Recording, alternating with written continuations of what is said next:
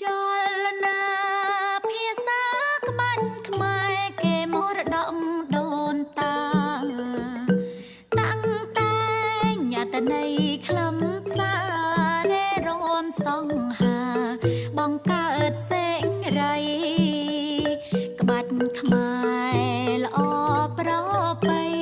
ត្រូវតែគ្មានថ្មីរាំងសាឲ្យបាន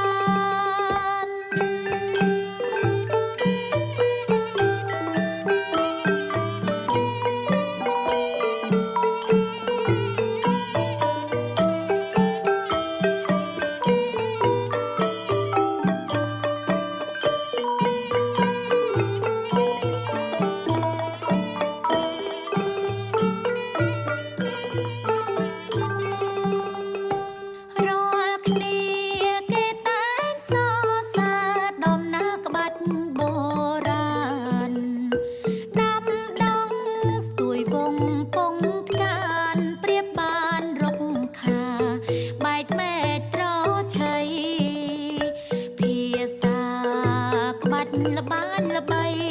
រងរឿង